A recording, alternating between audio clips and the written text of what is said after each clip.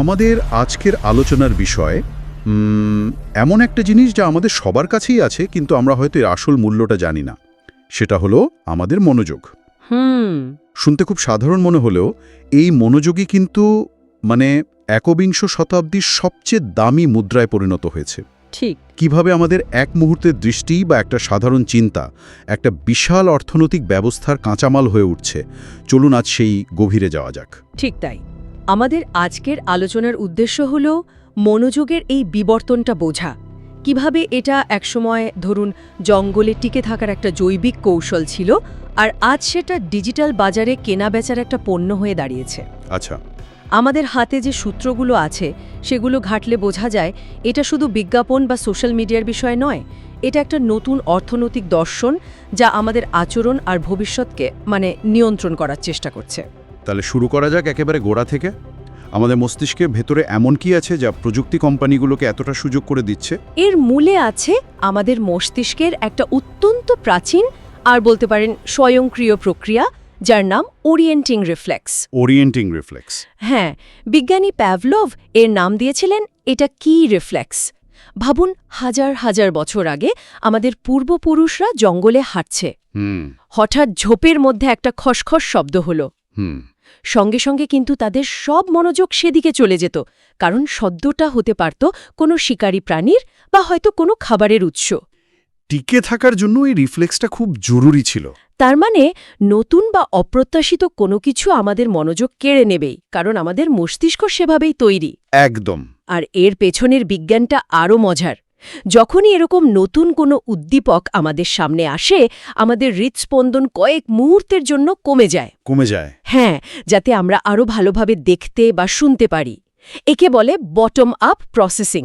এটা পুরোপুরি অনৈচ্ছিক, আমাদের সচেতন সিদ্ধান্তের বাইরে ঘটে। আচ্ছা। আর আধুনিক প্রযুক্তি ঠিক এই জায়গাটাতেই আঘাত করে। ফোনের একটা নোটিফিকেশন সাউন্ড, একটা ভাইব্রেশন, বা ধরুন নিউজ ফিডে হঠাৎ চলতে শুরু করা একটা ভিডিও, হ্যাঁ, এগুলো সবই আমাদের সেই প্রাচীন এটা কি রিফ্লেক্সকে জাগিয়ে তোলে। আমরা কিছু বুঝে ওঠার আগেই আমাদের মনোযোগটা চুরি হয়ে যায়। এখানেই তো আসল সমস্যাটা। আমাদের মস্তিষ্ক রয়ে গেছে প্রস্তর যুগে, কিন্তু আমরা বাস করছি ডিজিটাল যুগে। এটাকে তো মিসম্যাচ থিওরি বলা হয়, তাই না? ঠিক ধরেছেন। আগে নতুন কিছু মানেই ছিল গুরুত্বপূর্ণ তথ্য, হয়তো সামনে খাবার আছে অথবা কোনো বিপদ আসছে। তাই নতুন কিছু দেখলে আমাদের মস্তিষ্কের ডোপামিন নিঃসৃত হতো, যা আমাদের আনন্দ দিত। হ্যাঁ, আর ওই বিষয়ে আরও জানতে উৎসাহিত করত। কিন্তু এখনকার ডিজিটাল জগতে প্রতি সেকেন্ডেই নতুন তথ্য আসছে। এই অফুরন্ত নতুনত্বের স্রোত আমাদের মস্তিষ্ককে একদিকে যেমন ক্রমাগত উত্তেজিত রাখছে, তেমনি অন্যদিকে ক্লান্ত আর বিভ্রান্ত করে দিচ্ছে। তাহলে কি মনোযোগের কাজ শুধু নতুন জিনিসের দিকে নজর দেওয়া, নাকি এর অন্য কোনো ভূমিকাও আছে? খুব গুরুত্বপূর্ণ প্রশ্ন। মনোযোগের আরেকটা দিক ব্যাখ্যা করে ইকোলজিক্যাল ভিউ অফ অ্যাটেনশন বা ইভিএ নামের একটি তত্ত্ব। আচ্ছা। এই তত্ত্ব অনুযায়ী মনোযোগ শুধু নতুন জিনিস খোঁজার জন্য নয়, বরং এটা আমাদের একটা নির্দিষ্ট কাজে স্থির থাকতেও সাহায্য করে। যেমন ধরুন, একটা হরিণ একই সঙ্গে ঘাসও খেতে পারে না, আবার বাঘের থেকে পালাতেও পারে না। তাকে যে কোনো একটা বেছে নিতে হয়। ঠিক। মনোযোগ আমাদের এই আচরণগত দ্বন্দ্ব মেটাতে সাহায্য করে, অর্থাৎ একটা কাজে ফোকাস করতে শেখায়। কিন্তু ডিজিটাল দুনিয়া তো ঠিক এর উল্টোটা করছে। যেমন ধরুন সোশ্যাল মিডিয়ার ইনফিনিট স্ক্রোল। ঠিক তাই। ইনফিনিট স্ক্রোল বা অসীম স্ক্রোলিং আমাদের এই স্থির থাকার ক্ষমতাটাকেই নষ্ট করে দেয়। এটা ব্যবহারকারীকে একটা ঝুলন্ত অবস্থায় রাখে। আপনি একটা কন্টেন্ট দেখাও শেষ করেননি, আবার পরেরটাই চলেও যাননি। এই মাঝামাঝি অবস্থাটাই মনোযোগ আহরণের জন্য সবচেয়ে ভালো পরিস্থিতি, কারণ আপনি অ্যাপটা ছেড়ে যাচ্ছেন না। তার আমাদের টিকে থাকার জন্য তৈরি হওয়ার জৈবিক বৈশিষ্ট্যগুলোই এখন আমাদের বিরুদ্ধে ব্যবহার করা হচ্ছে, আর এর ওপর ভিত্তি করেই একটা নতুন অর্থনীতি দাঁড়িয়ে গেছে। এই ধারণাটা কি নোবেল বিজয়ী হারবার্ট সাইমনের কাছ থেকে এসেছিল? হ্যাঁ, তিনিই প্রথম এই বিষয়ে সতর্ক করেছিলেন, তাও ১৯৭১ সালে। অনেক আগে তো। হ্যাঁ, তিনি বলেছিলেন তথ্যের প্রাচুর্য অন্য কিছুর অভাব তৈরি করে, আর সেটা হলো মনোযোগের অভাব। তার এই কথাটাকেই ভিত্তি করে অর্থনীতিবিদরা মনোযোগকে একটা মুদ্রার সাথে তুলনা করতে শুরু করেন। মুদ্রার সাথে তুলনা? এটা কিভাবে কাজ করে? দেখুন, টাকার মতনই মনোযোগেরও কিছু নির্দিষ্ট বৈশিষ্ট্য আছে। প্রথমত, এটা প্রতিযোগিতামূলক, মানে আপনি একই সাথে দুটো বই মনোযোগ দিয়ে পড়তে পারবেন না। ঠিক। দ্বিতীয়ত, এটা সীমিত। আমাদের সবার কাছেই দিনে প্রায় ১৬ ঘন্টার মতো মনোযোগ দেবার ক্ষমতা থাকে। আর তৃতীয়ত, এটা হস্তান্তরযোগ্য। মানে লক্ষ লক্ষ দর্শকের মনোযোগকে একত্রিত করে বিজ্ঞাপনদাতাদের কাছে বিক্রি করা যায়। এটা তো নতুন কিছু নয়। ১৯ শতকের পেনি প্রেস বা সস্তা সংবাদপত্রগুলো তো এই করত। প্রায় বিনামূল্যে পত্রিকা দিয়ে পাঠকের মনোযোগ নিত, তারপর সেই মনোযোগ বিজ্ঞাপনদাতাদের কাছে বিক্রি করত। একদম। টেলিভিশন বা রেডিওর মডেলও তো একই ছিল। কিন্তু আধুনিক মনোযোগ অর্থনীতিতে একটা মৌলিক পার্থক্য আছে। আগের মডেলটা ছিল মনোযোগের বন্টন বা অ্যালোকেশন নির্ভর, মানে যে কন্টেন্ট সবচেয়ে ভালো দর্শকরা তাকেই মনোযোগ দিত। কিন্তু এখনকার মডেলটা আহরণ বা এক্সট্র্যাকশন নির্ভর। এখানে সেরা কন্টেন্ট জেতে না। তাহলে কে জেতে সেই কন্টেন্ট যা মানুষের মস্তিষ্কের দুর্বলতাকে সবচেয়ে ভালোভাবে কাজে লাগিয়ে মনোযোগ কেড়ে নিতে পারে। আর এই আহরণ ভিত্তিক মডেলটাই জন্ম দিয়েছে এক নতুন ধারণার, যার নাম সার্ভেলেন্স ক্যাপিটালিজম। নজরদারির পুঁজিবাদ? হ্যাঁ। শব্দটা শুনলেই কেমন একটা অস্বস্তি হয়। শোসানা জুবা তো এই বিষয়ে একজন সেরা বিশেষজ্ঞ। তিনি ঠিক কিভাবে ব্যাখ্যা করেছেন এই পুরো প্রক্রিয়াটা? শোসানা জোরফ দেখিয়েছেন কিভাবে আমাদের দৈনন্দিন অভিজ্ঞতাকে বিনামূল্যে কাঁচামাল হিসাবে ব্যবহার করে এক নতুন ধরনের বাজার তৈরি হয়েছে। এর মূল চালিকা শক্তি হল বিহেভিওরাল সারপ্লাস। বিহেভিওরাল সারপ্লাস মানে আচরণগত উদ্বৃত্ত। এটা আবার কি? একটু সহজ করে যদি বোঝান। ধরুন, আপনি একটা অ্যাপ ব্যবহার করছেন। অ্যাপটা চালানোর জন্য আপনার কিছু ডেটা প্রয়োজন, যেমন আপনি কোথায় ক্লিক করছেন। কিন্তু এর বাইরেও প্রচুর ডেটা তৈরি হয়, যা অ্যাপটার উন্নতির জন্য সরাসরি দরকার নেই। যেমন আপনি একটা ছবির দিকে কত সেকেন্ড তাকিয়েছিলেন, বা কোনো একটা পোস্ট না পড়েই কেন স্ক্রল করে চলে গেলেন। এই অতিরিক্ত ডেটাগুলোকেই বলা হয় আচরণগত উদ্বৃত্ত। প্ল্যাটফর্মগুলো এই উদ্বৃত্ত ডেটা সংগ্রহ করে। তাহলে সহজ কথায়, আমরা যখন কোনো অ্যাপ ব্যবহার করছি তখন শুধু অ্যাপটা ব্যবহার করছি না, বরং আমরা এক অদৃশ্য কারখানায় বিনামূল্যে কাঁচামাল সরবরাহ করছি। ঠিক। আর সেই কাঁচামাল হলো আমাদের নিজেদেরই আচরণ। এটা তো বেশ ভয়ের কথা। ভয়ঙ্কর। কারণ পরের ধাপে এই বিপুল পরিমাণ উদ্বৃত্ত ডেটা কৃত্রিম বুদ্ধিমত্তার কাছে পাঠানো হয়। এই এআই তখন এমন কিছু পণ্য তৈরি করে যা আমাদের ভবিষ্যৎ আচরণ সম্পর্কে নির্ভুল পূর্বাভাস দিতে পারে। পূর্বাভাস? হ্যাঁ। যেমন সামনের সপ্তাহে আপনার কি কিনতে ইচ্ছে করবে, বা কোনো পলিটিক্যাল পোস্টে আপনি প্রতিক্রিয়া জানাবেন। এই পূর্বাভাসগুলোই তখন বিজ্ঞাপনদাতাদের কাছে নিলামে বিক্রি করা হয়। এর সবচেয়ে বড় উদাহরণ তো গুগল। আমি পড়েছি .com সংকটের সময় যখন তাদের ব্যবসা প্রায় বন্ধ হওয়ার পথে, তখন তারা ব্যবহার করতে সার্চের সময় ফেলে যাওয়া ডেটা। হ্যাঁ, ডেটা এক্সস্ট। হ্যাঁ, ওই ডেটার বর্জ্য, সেটা বিশ্লেষণ করে বুঝতে পারে যে এখান থেকে মানুষের ভবিষ্যৎ সম্পর্কে নিখুঁত ভবিষ্যৎবাণী করা সম্ভব। ঠিক তাই। আর ওই মুহূর্তেই ব্যবহারকারী আর গ্রাহক রইল না, সে নিজেই পণ্যে পরিণত হল। বিজ্ঞাপনদাতারা এখন শুধু বিজ্ঞাপন দেখানোর জায়গা কিনছে না, তারা ব্যবহারকারীর ভবিষ্যৎ আচরণের নিশ্চয়তা কিনছে। দাঁড়ান, তা ওনাদের এখন শুধু পূর্বাভাস দেওয়ার পর্যায়ে নেই? ওরা কি আমাদের আচরণকে প্রভাবিত করারও চেষ্টা করছে? এখন খেলাটা ঠিক সেখানে চলে গেছে। একে বলা হয় অ্যাকচুয়েশন।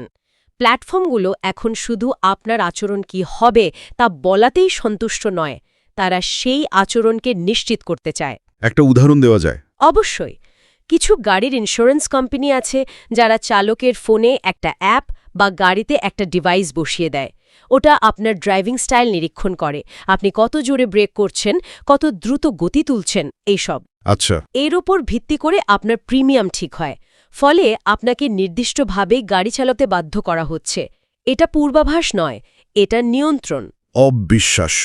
আর এই পুরো কেনাবেচার প্রক্রিয়াটা নাকি চোখের পলকে ঘটে যায়, ওই যে রিয়েল টাইম বিডিং বা আরটিভির মাধ্যমে? হ্যাঁ, ভাবুন, আপনি একটা শপিং মলে ঢোকার সাথে সাথে মলের প্রত্যেকটা দোকানদার আপনার হাঁটা চলা, আপনি কোন দোকানের দিকে তাকাচ্ছেন সব দেখে নিয়ে সেকেন্ডের ভগ্নাংশের মধ্যেই আপনাকে সেরা অফারটা দেওয়ার জন্য নিজেদের মধ্যে লড়াই শুরু করে দিল। হা হা, দারুণ উদাহরণ। আরটিভি অনেকটা সেরকমই, একটা ডিজিটাল নিলাম, কিন্তু হাজার গুণ দ্রুত।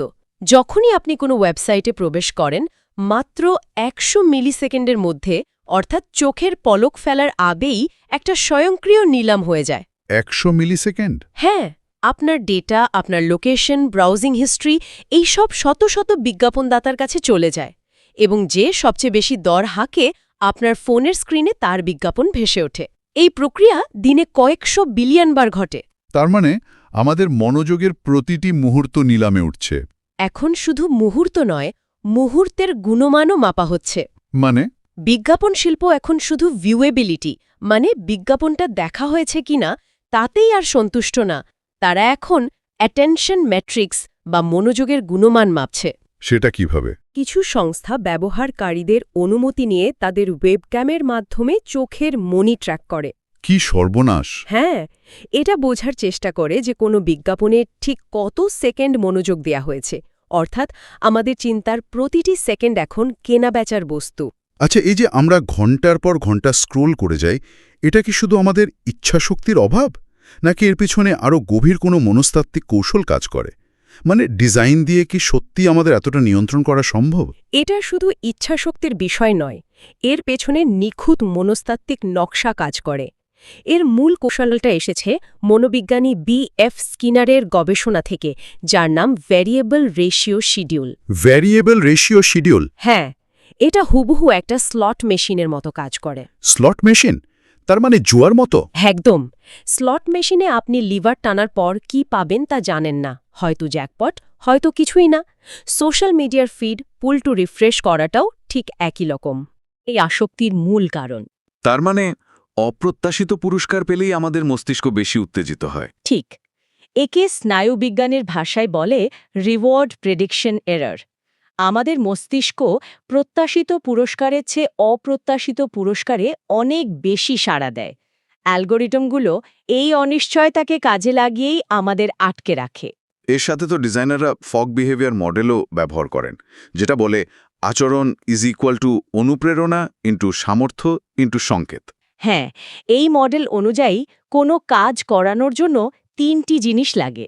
ইনফিনিট স্ক্রল ডিজাইনটি আমাদের কাজ করার সামর্থ্যকে প্রায় শূন্যের কোঠায় নামিয়ে আনে। কিভাবে? কারণ সেখানে থামার কোনো স্বাভাবিক সংকেত নেই। যেমন বইয়ের পাতা শেষ হওয়া, তেমন কিছুই নেই। তাই থামার চেয়ে চালিয়ে যাওয়াটাই সবচেয়ে সহজ পথ হয়ে দাঁড়ায়। আর এ পুরো প্রক্রিয়ার সবচেয়ে ভয়ঙ্কর রূপ সম্ভবত শর্ট ফর্ম ভিডিও, যেমন টিকটক বা রিলস। নিঃসন্দেহে 15-20 সেকেন্ডের এই ভিডিওগুলো আমাদের পুরস্কার চক্রকে ভয়ঙ্করভাবে সংক্ষিপ্ত করে দিয়েছে। প্রতি 15 সেকেন্ডে একটা নতুন পুরস্কারের, মানে ডোপামাইন হিটের সম্ভাবনা তৈরি হয়। গবেষণায় দেখা যাচ্ছে এর ফলে মস্তিষ্কের ডোপামিন রিসেপ্টরগুলোর কার্যকারিতা কমে যেতে পারে, যার মানে একই পরিমাণ আনন্দ পেতে আপনার আরও বেশি এবং আরও উত্তেজক কন্টেন্টের প্রয়োজন হবে। এটা তো ড্রাগের মতো শোনাচ্ছে। অনেকটা তাই।